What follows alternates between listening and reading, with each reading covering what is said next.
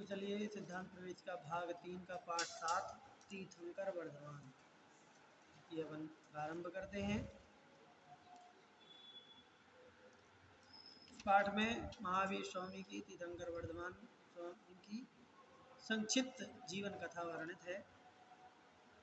तीर्थंकर वर्धमान का जन्म ईसा पूर्व 598 ईसा पूर्व में सन 2005 से लगभग 2603 वर्ष पूर्व कुंडग्राम वैशाली में चैत्र शुद्धि 13 के दिन रानी त्रिशला के गर्भ से हुआ।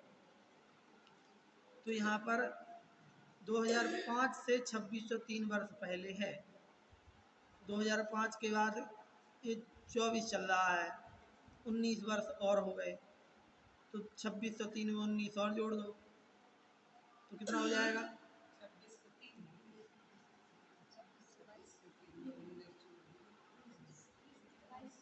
2622 हो जाएगा। ठीक, तो ये जो अभी आएगा ये 2622 वर्ष पूर्व कहलाएगा।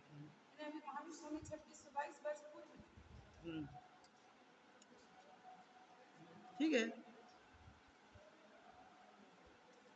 इनके पिता सिद्धार्थ बड़े ही नीतिवंत एवं धर्मपरायण राजा थे। इनका जन्मोत्सव हेतु स्वर्ग से अनेक देव आए थे। उन सभी देवों ने सर्वप्रथम आपको ऐरावत हाथी पर बिठाया और सुमेरु पर्वत की पांडुक शिला पर ले गए। वहां पर सौधर्मेंद्र आदि ने धूमधाम से बालक वर्धमान का जन्माभिषेक किया। तदनंतर उसके बाद में सौधर्म इंद्र ने उनके दाहिने पैर के अंगूठे पर सिंह का चिन्ह देखकर उनका चिन्ह सिंह रख दिया। उसी समय तीर्थंकर बालक के जय जयकारों से सारा भूमंडल गूंज गया। उसके बाद सभी ने राजमहल के प्रांगण में आकर जन्मोत्सव मनाया और सौधर्म इंद्र ने तांडव नृत्य किया। साथ ही बालक की देवोपनीत सर्व व्यवस्था कर सभी देव अपने अपने स्थान को चले गए। तो यहाँ पर सारा काम करके जन्माभिषेक का और फिर आगे से जो तीर्थंकर बालक हैं इनको देवो पुनीत सामग्री प्राप्त हो ऐसी व्यवस्था करके जाते हैं।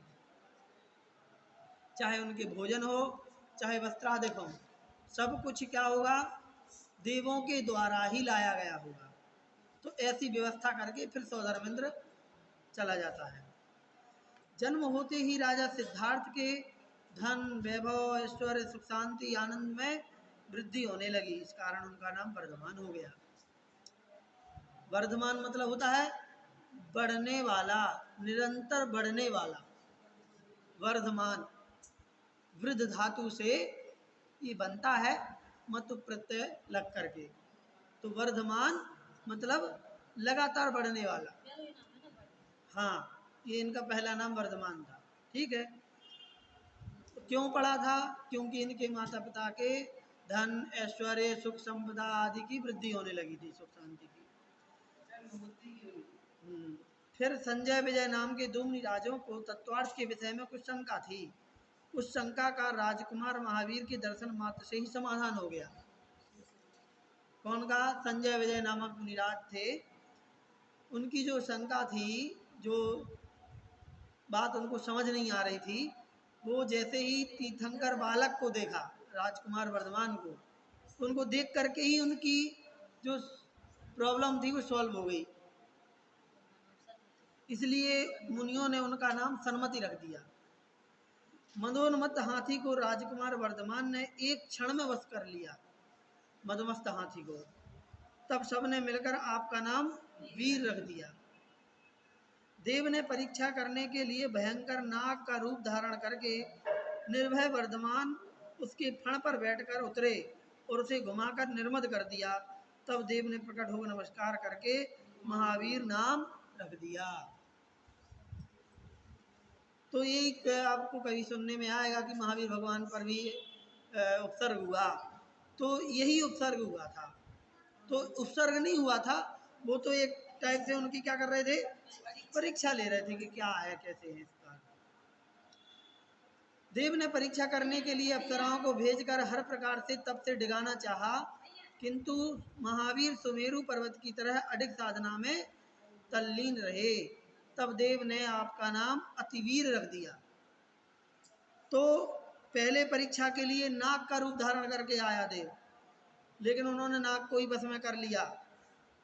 और फिर दूसरी बार अप्सराओं के द्वारा उनकी तपस्या को डिगाना चाहा, उनके व्रतों को डिगाना चाहा, लेकिन वो सुमेरु की तरह अड़ग रहे, इसलिए उनका नाम अतिवीर हो गया।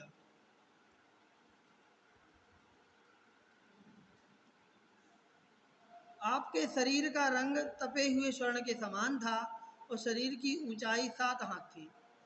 कुल आयु 72 वर्ष थी। आपने 30 वर्ष की अल्पायु में ही बाल ब्रह्मचारी रहते हुए मुनि दीक्षा ले ली और सर्व परिग्रह का त्याग करके कठोर साधना करने लगे।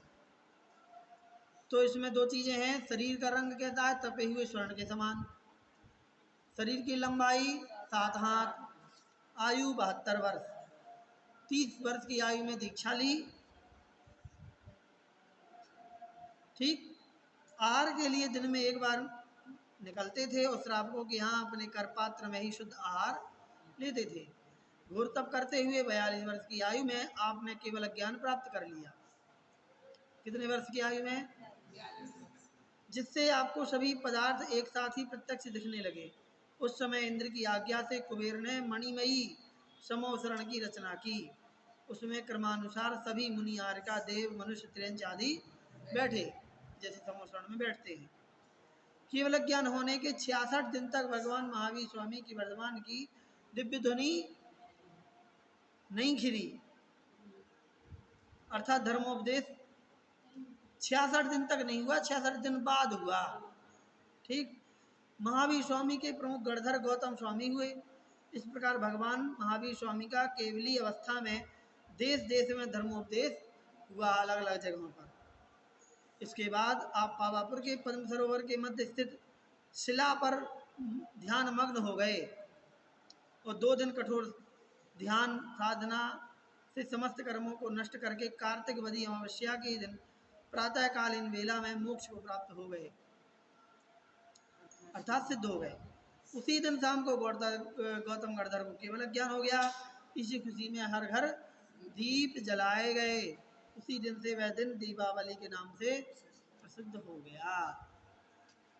तो इस प्रकार से भगवान महावीर की यह संक्षिप्त जीवन कथा पूरी हो गई।